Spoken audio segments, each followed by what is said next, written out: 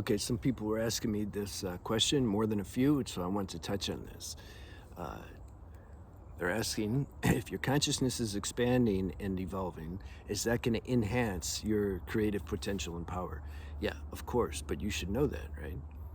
So we're going to talk about more important than just giving an answer and saying, yeah, you're going to be the next, best Shakespeare or Beatles or whatever. Yeah, you're going to be the best, right? That what you're going to be is what you're going to be. What are we thinking too much? See, we're going to look at deeper stuff because this is what the channel's for. We're about transcendence here, not about material gains and successes and all that. There's every other channel's about that, so there's no shortage if you want to find that.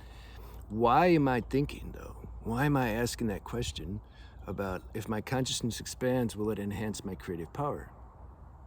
There's two aspects to this I want to touch on. Number one, you should know that answer already, because if your consciousness is expanding, then you know how that's bleeding through into the functioning of human consciousness. Do you notice? You notice how like intuition's functioning better? You can kind of see things in a broader perspective and then size it all up and understand. It's like that movie Limitless. Go see that. I think most of you saw that. He takes the pill and then just organizes everything, and he just knows, he figures everything out. So that's Hollywood, but it's pointing to something. So as intuition starts to function, because that's a much higher intelligence than just a logical mind. I mean, it's so much higher.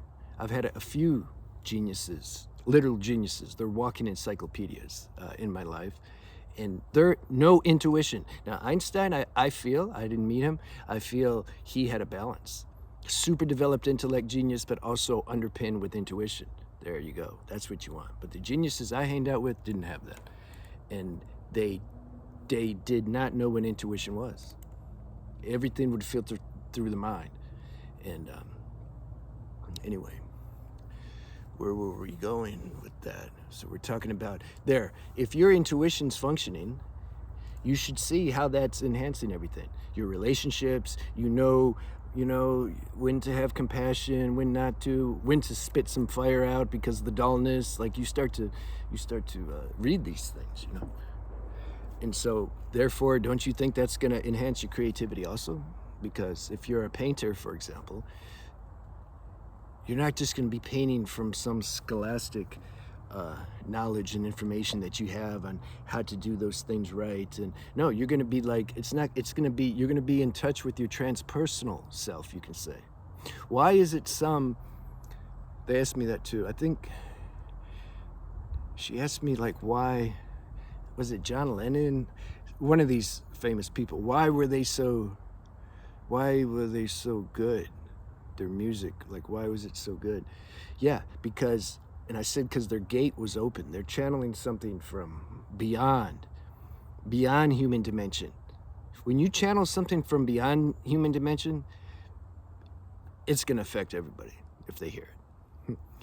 They might really like it, or may really not like it, but it's going to have an effect because it's like effectual.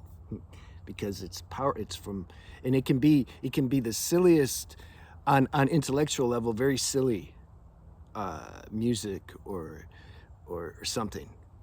When analyzed from intellectual mind, it'd just be like, how is this so popular? Those who are asking that question is because they're just in their mind, so they don't understand. But it has something to it. It has some kind of something to it that's not from this dimension. I feel like ayahuasca and San Pedro is like that also. It's like that movie, can I say Forrest Gump? I feel like that was something higher. That wasn't from this dimension, the writer that made that. And you know what? Because I was in the Hollywood, I was living in Hollywood at the time, so I was aware of what was going on. That script got passed around for years. Nobody wanted it. Nobody wanted to put the money into producing it. There's just some retarded guy, like, and he's like, what do you mean? Like, this is stupid. We need action, sex. It was funny, I was watching, I'm going to finish that, but I was watching, go see The Lioness. This is the new program, me and my Indian friend. I mean, it's not new, it's season 2. I've only watched 3 programs in my life. It's got to be really something to get me. I like La Femme Nikita, this is years ago, and then 24. Oh man, Kiefer Sutherland, that really got me. And now Lioness, all right? Yeah, who watches that? Damn, they only have 2 episodes left. So, serious stuff. I like serious stuff, not these silly Hollywood one-liners and trying to be funny. No, just serious shit. That's what I like. So that's what this program is. No word is wasted. So then here's what happened though. They would put these silly sex scenes. They did that a little bit at the beginning, like episode 2 and maybe 3 also. And I'm like, what are you doing, man? Get rid of that. I don't care. Get back to the mission. Got to focus on the mission, But because of collective consciousness and like, I don't know, I guess people like it. Otherwise, they wouldn't do it. And look at some of these commercials on TV. I haven't seen commercials in decades, but, well, actually, I still haven't. If I'm waiting at the dentist office, they have a TV, and I'll notice, like, oh, this silly commercials. That shows where we're at in collective consciousness. The fact that they even play those. It goes back to the saying, people get mad about the president. Not this president, any president. It's law that we get the president that we deserve, meaning the dominating collective level of consciousness, that's going to determine what our president is. And determines what commercials they play. And determines all this other stuff. So back to the Forrest Gump. There were... They didn't want that script. It didn't look appealing at all. But when something's cosmically ordained to happen, then it happens. Go see the movie Adjustment Bureau. It shows that. The rishis behind the scenes, they're controlling everything. Hollywood directors and producers are like, oh, I don't want to make this stupid script. And then finally the rishis, they're like, okay, we need to do something. Send some kind of thought. Impress their mind with some thought. That's why it's funny. Like, we actually think we're running. Do you know where your next thought's coming from? Intruders. He's riding a bike, playing his music. That's the other thing. We need so much stimulation. In America, like, everything has to be stimulated. You can't even ride a bike in nature without, like, loud music or something. And same with the gym. Can't go to the gym. You need to, you just stimulate me. That's why they need the sex and violence in all the movies. So... I mean, can't even go to a restaurant without TVs everywhere. It's like, damn. I was talking about Forrest Gump. Okay, so the directors and producers, like, they were like, no. And then the cross currents were zipping through the air, pressing their mind. Wait a minute, maybe this is all right. So then they made it, and the movie blew up. Like, do you realize that there's a higher force that's running this show? It's controlling everything. It's controlling your evolutionary process. It's controlling what you're doing in life. It's controlling everything. I'm actually looking to see what my title is, because I forgot.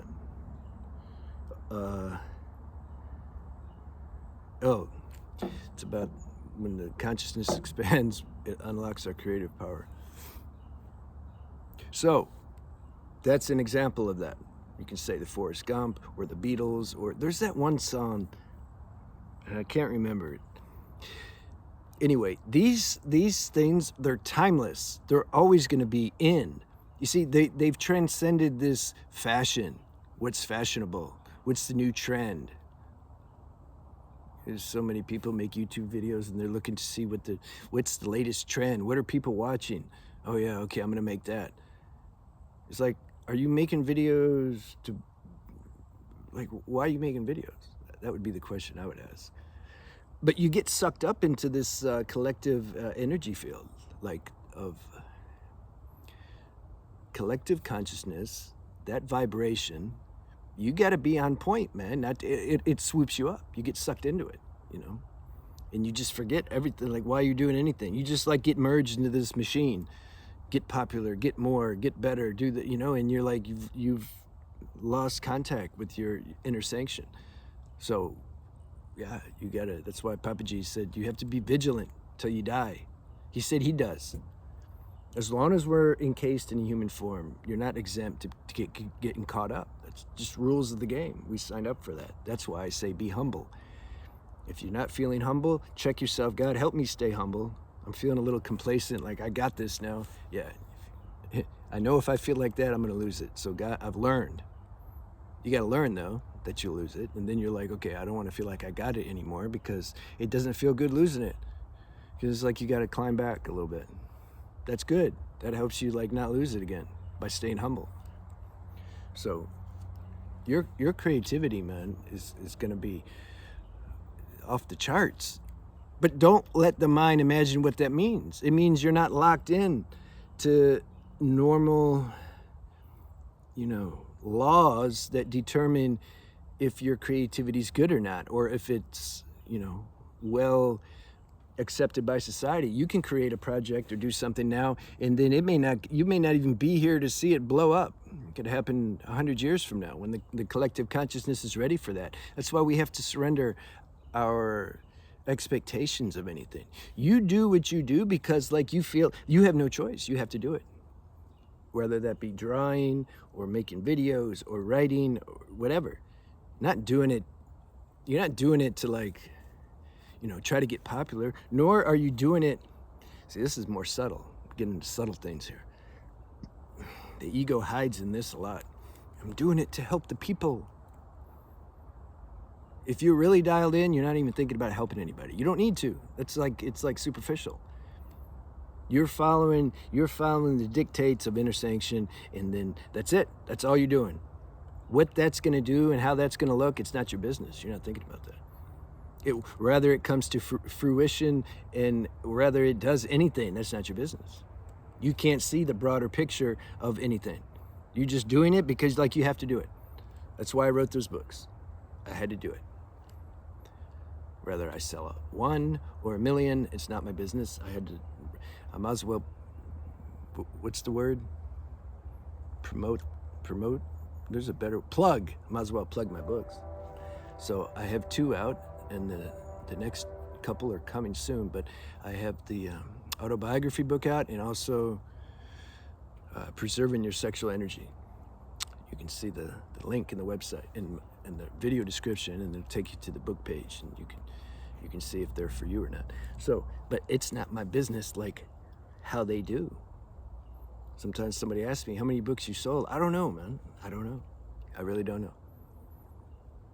I know that I wrote it, and that's all I was supposed to do, and if people want to get it, they get it, and I'm on to the next thing, So, in summary, check your motives when you start wondering or thinking too much about any power you have, any gift you have, whether it's creative or anything else. Why do you want to know so much? Like, why? Is there trust? Is there trust in this divine unfolding? Or are you trying to still manage some things? This is the main introspective question I want to leave you with. That's much more important than just spending 10 minutes talking about, wow, you're going to be like so creative. Like, oh my God, creative. Yeah, there you go. I'll see you.